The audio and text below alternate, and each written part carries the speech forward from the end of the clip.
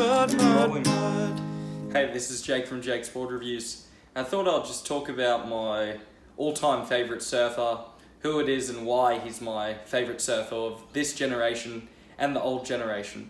So growing up, there was a few surfers I looked up to.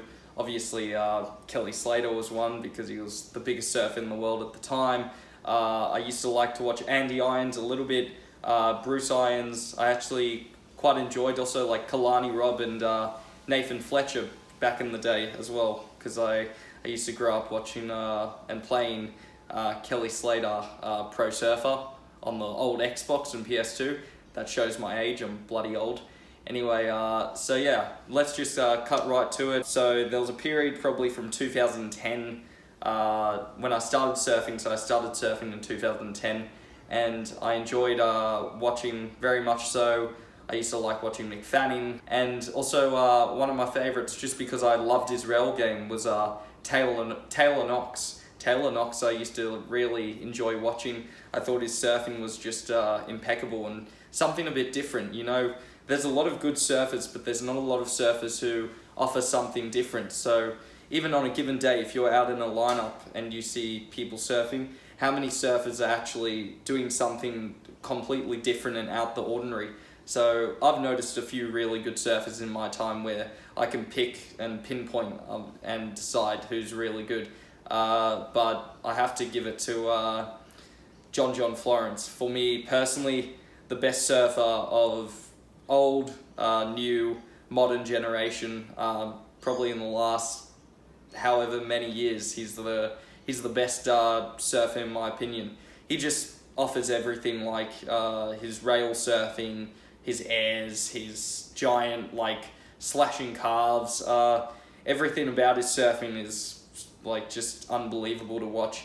And you can just see the way he reads the water. He understands how the ocean's working. He's very in tune with what the wave's doing, as opposed to trying to force his kind of tricks towards the waves. He just goes with whatever the wave wants him to do.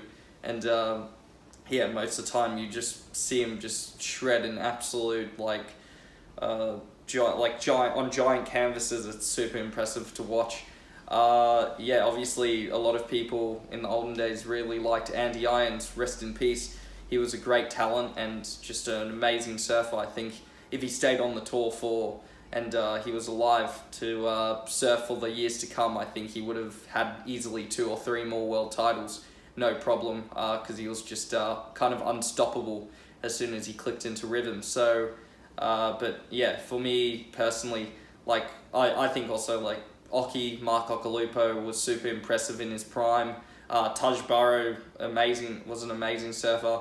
Probably underachievers, we can also look at Julian Wilson and Geordie Smith as underachievers, especially Julian Wilson. I thought he would pull off a few, easily 1 or 2 world titles, but obviously I'm wrong in thinking so. But yeah, that was almost like a missed opportunity in a way, and just kind of unfortunate. He was pretty close in a couple years.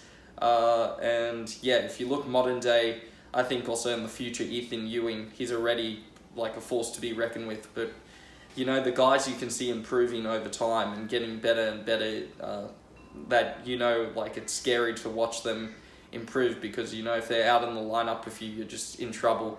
I was actually fortunate enough to surf with it was the Narrabeen contest, believe it was 2 years ago, when the tour went back up and running, just after the whole flu pandemic thing. So yeah, I was surfing Long Reef on the northern beaches with Geordie Smith and John Florence at the same time, as well as Kanoe Igarashi and Jack Robinson paddled out. And I could see at the time, obviously Jack Robinson wasn't in a good rhythm on tour. Kanoe Igarashi was surfing decently, but he wasn't making most of his airs. He was attempting. Obviously they're just practicing a lot of the time, so you can't be too harsh on one surf. But I saw Geordie Smith surf and he surfed good, but the having John surf, and like you could just see the way he picked waves. Even in that moment, I learned so much about like catching waves and seeing which wave was the right wave to take. I learned a lot about like kind of increasing my wave count and just like reading the lineup better. Because I remember there was one where there was a first set and I kind of was like, oh yeah, I'm gonna get this one, and I paddled and I just ended up kicking out. The second one was just one that went all the way to the beach and reeled down the line, so yeah, he ended up getting that one. So I mean, it just shows his experience and his quality as a surfer. He managed to, I think he banked like 5 or 6 turns on this one that normal average everyday surfers would only probably hit 2 or 3 at most. 4 if you're lucky, if maybe the magnesium doses or something are higher. So but yeah, I mean, just seeing that quality of surfing, just straight away in my mind I was like, yeah, he's the best I've seen ever. And especially when you surf with the pros in person, you can see who's really the best. Like, I mean, you can't judge one session obviously, but you can see the proper sheer raw talent when it's right in front of you. Sorry. Yeah, I've surfed. I mean, luckily enough, living in the area I have for the past 6 years, I've been fortunate enough to surf with a lot of pros.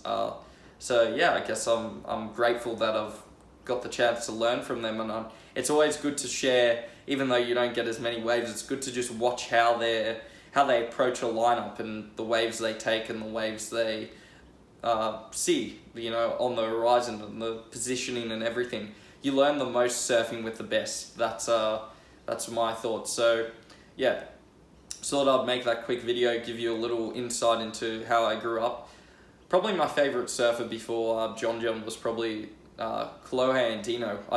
Especially in grovelly surf, if I'm watching someone in small waves, Kolohe and Dino's the king. I mean, you got to watch some of the clips where he surfs in small waves. It's actually inspiring for me because I've grown up in areas where the waves aren't typically too big a lot of the time. So a lot of the time 1 to 4 foot, 1 to 3 foot. So just small to head high waves. So it's quite inspiring watching someone who can grovel in small waves. So yeah, I like to also, just like I like to push myself in bigger waves, I also like to push myself in small waves just as much, so I can be like an all-rounded surfer.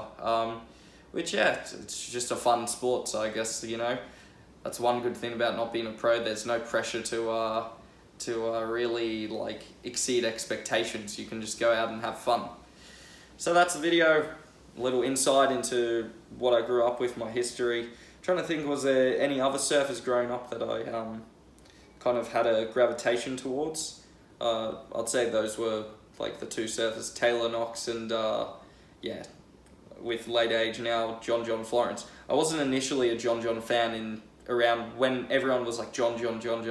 In 2016, I wasn't really that crazy about him because I think now his surfing is just so next level. And yeah, I think, to be honest, for me, when I watch him, even compared to Italo, a lot of the surfers, even in the top 5, he's still way better. So yeah, that's the video. Thanks for watching. Thanks for hearing me ramble on. See ya. Jakespodmodpod.